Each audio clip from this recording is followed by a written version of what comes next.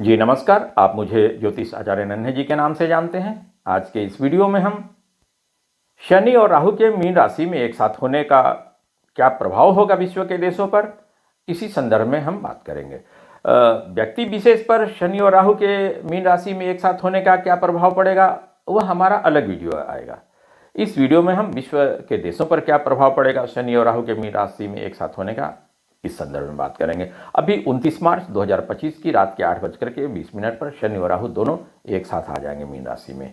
राहु पहले से ही मीन राशि के गोचर में है और शनि कुंभ राशि से निकल करके मीन राशि में चले जाएंगे, तो दोनों का साथ हो जाएगा 29 मार्च की रात 8:20 पर 2025 में इस वर्ष। आइए इस साथ होने का विश्व के देशों पर क्या प्रभाव पड़ेगा, यह चर्चा करते हैं। शुरुआत करते हैं। आइए, हिंदू ज्योतिष के अनुसार जब दो ग्रह एक ही राशि में होते हैं तो यह सभी तकनीकी उद्देश्यों के एक साथ होने का संयोजन का संकेत देता है। जैसे जैसे ग्रह करीब आता है, इस युति का, इस कंजंक्शन का साथ होने का प्रभाव अधिक दृष्टिगोचर होता है, दिखता है। ग्रहों की इस युति का साथ होने का, कंजंक्शन का प्रभाव वास्तविक युति से, वास्तविक कंजंक्शन से बहुत पहले ही दिखने लगता है। उसका प्रभाव बहुत पहले से ही पड़ने लगता है और यह प्रभाव तब तक बना रहता है जब तक कि यह एक दूसरे से कम 30 डिग्री की दूरी पर न चले जाएं। शनि और राहु की पूर्व में जो युति हुई है उसका भी कुछ उदाहरण लेते हैं हम और प्रकाश डालते हैं कि उस साथ होने का, शनि राहु के एक साथ होने का क्या प्रभाव पड़ा है तो विश्व के देशों पर। तो हम शुरुआत करते हैं दूसरे विश्व युद्ध से, सेकेंड वर्ल्ड वार से। उस समय से शनि और राहु की युति का प्रभाव 7 जून 1945 को शनि और राहु मिथुन राशि में एक साथ आ गए। इस मिथुन राशि में शनि और राहु के एक साथ आने के ठीक पहले ही उसका प्रभाव शुरू हो गया। और क्या प्रभाव हुआ?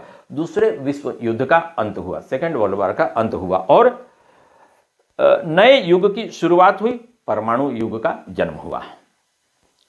फिर इस शनि और राहु के मिथुन राशि में एक साथ आने का विश्व के देशों पर क्या प्रभाव पड़ा, वह जानते हैं। तो हम शुरुआत करते हैं यूरोप से शुरुआत करते हैं कि उसका प्रभाव मिथुन राशि में एक साथ होने का, 1945 में जो शनि और राहु मिथुन राशि में एक साथ आ गए, उसका प्रभाव यूरोप पर क्या प्रभाव पड़ा, शुरुआत करते हैं। लीजिए एग्जाम्पल लेते हैं यूरोप से।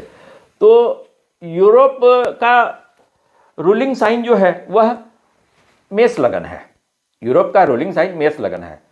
शनि और राहु की युति, शनि और राहु का साथ मिथुन राशि में हुआ था 1945 में 7 जून को।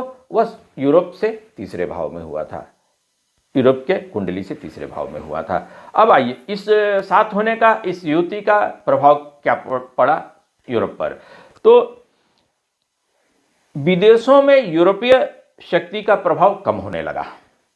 यूरोपीय शक्ति के गढ़ एक के बाद एक ढहने लगे।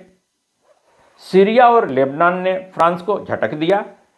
ब्रिटिश सेना की नाक के नीचे फिलिस्तीन का विस्फोट हुआ और इजराइल राज्य एक वास्तविकता बन गया। मिस्र ने स्वेज नहर पर ब्रिटिश सैन्य पकड़ के अंतिम अवशेषों को मिटा दिया। भारत स्वतंत्र हो गया और नैतिक कद में इस हद तक बढ़ गया कि वह दो विशाल प्रतियोगियों अमेरिका और रूस के बीच वैचारिक संघर्ष में संतुलन बनाए रखने लगा। बर्मा ने भी यही किया। इंडो चीन में फ्रांसीसी नियंत्रण भ्रामक हो गया। अफ्रीका में राष्ट्रीय आंदोलन ने यूरोपीय नियंत्रण को खतरे में डाल दिया। फिर शनि और राहु की युति 1945 के बाद 1955-56 में हुई। शनि और राहु एक साथ आए 1955 में 13 नवंबर को शनि और राहु वृश्चिक राशि में एक साथ आ गए, लेकिन दोनों अलग अलग नक्षत्र में उस समय थे। अब फिर 1956 में 17 अक्टूबर को दोनों वृश्चिक राशि में एक ही नक्षत्र में आ गए, अनुराधा नक्षत्र में। फिर एक साथ होने का, शनि और राहु के वृश्चिक राशि में एक साथ होने का क्या प्रभाव पड़ा? उस समय 1956 में शनि और राहु कहाँ आ गए? वृश्चिक राशि में यहां, यह जहां नंबर 8 लिखा हुआ है यहां आ गए एक साथ शनि और राहु। ठीक है, इस घर में 8वें घर में जहां नंबर 8 लिखा है वह 8वां भाव हो गया, वहां शनि और राहु आ गए। उसका प्रभाव क्या हुआ कि हाइड्रोजन बम के उद्भव और लेनिनवाद के केंद्रीय सिद्धांतों के संशोधन के साथ हुआ कि साम्यवादी और पूंजीवादी शक्तियों के बीच युद्ध अपरिहार्य था, यानी कि जिसे टाला नहीं जा सकता था। शनि और राहु के युति के तुरंत बाद अंतर्राष्ट्रीय क्षितिज एक बार फिर युद्ध के बादलों से घिर गया। 1956 में शनि और राहु की युति का कंजंक्शन का भारतीय परिदृश्य पर भी उतना ही प्रभाव पड़ा। भारत की राजनीतिक एकता खतरे में पड़ गई। फिर आइए, शनि और राहु 1955-56 के बाद शनि और राहु साथ हुए 1968 में। 25 अप्रैल 1968 को शनि और राहु मीन राशि में एक साथ हो गए। मीन राशि में जहां नंबर 12 लिखा है यहां एक साथ हो गए। लेकिन 1968 में जो शनि और राहु मीन राशि में एक साथ हुए थे, उसके बाद भी शनि और राहु की युति हुई है अभी से 2025 और 1968 के बीच में। लेकिन मीन राशि में शनि और राहु एक साथ नहीं आए इस बीच में। 1968 के बाद शनि और राहु मीन राशि में अभी 2025 में आ रहे हैं। 29 मार्च 2025 की रात के 8:20 पर शनि और राहु एक बार फिर से मीन राशि में आ रहे हैं। आइए, इस मीन राशि में आने के पहले ही, शनि और राहु के मीन राशि में एक साथ होने के पहले ही उनका प्रभाव शुरू हो गया। क्या हो गया है, सुनिए। दुनिया के सामने मौजूद मुख्य मुद्दों का समाधान अभी नहीं दिख रहा है। कुछ देशों में शांति का सवाल अनिश्चित रूप से संतुलित है। कुछ देशों में नए तनाव का सामना करना पड़ रहा है। भारत में सत्ता के लिए बेईमानी से संघर्ष चल रहा है। राजनैतिक दल अनैतिक तरीकों से अपने विरोधियों पर हमला कर रहे हैं। जन समुदाय का जीवन अस्त व्यस्त हो गया है। शनि और राहु की जो यह युति हो रही है, जो साथ हो रहा है 29 मार्च 2025 की रात के 8:20 पर, इस साथ होने का, इस युति का मुख्य बात क्या है, मुख्य जो बातें हैं वह कौन कौन सी हैं, यह जाना जाए। यह युति, यह कंजंक्शन दो मुख्य पापी ग्रहों का हो रहा है। यह युति काल पुरुष की कुंडली अर्थात मेष लगन से 12वें भाव में हो रहा है। काल पुरुष की कुंडली मेष लगन की मान ली गई है, यह मेष लगन की कुंडली हो गई। उससे 12वें भाव में, जहां यह जो 12 नंबर लिखा है यहां हो रहा है। यह 12वां भाव जो है क्षरण का भाव है, लॉस का भाव है, नुकसान का भाव है। इसको आप भूल जाइए। तीसरे नंबर, ये 1945 में यहां हुआ था, फिर 1956 में हुआ, फिर 1968 में यहां हुआ, उसके बाद 1968 के बाद अभी यहां मीन राशि में हो रहा है।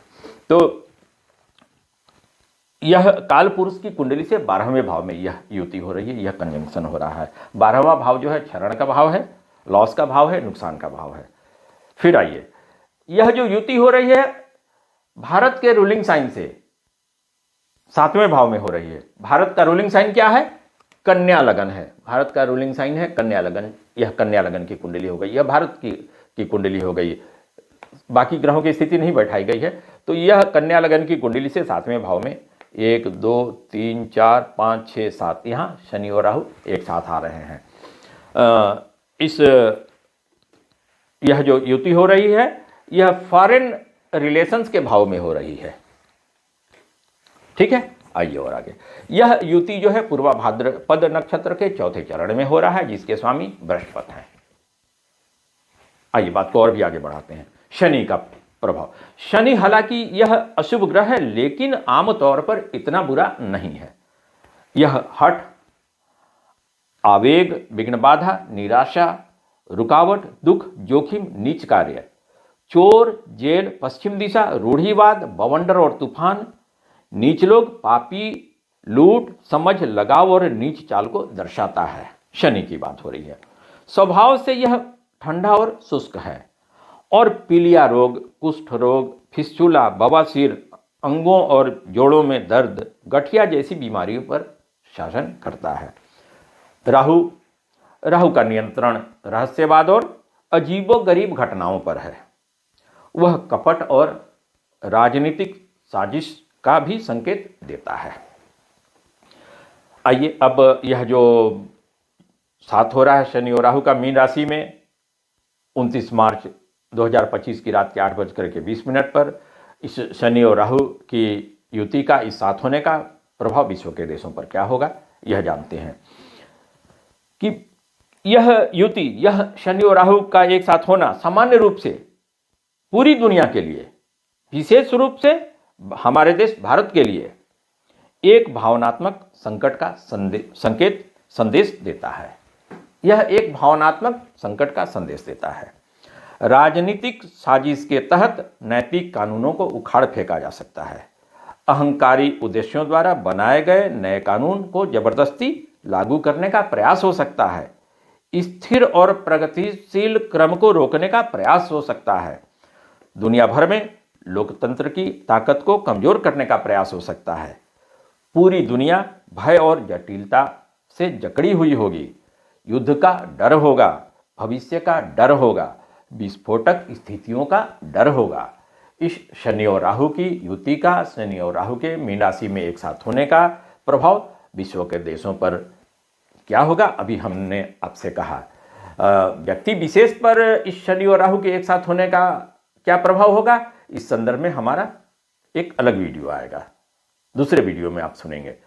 इस वीडियो में विश्व के देशों पर शनि और राहु का क्या प्रभाव होगा, अभी हमने आपसे कहा।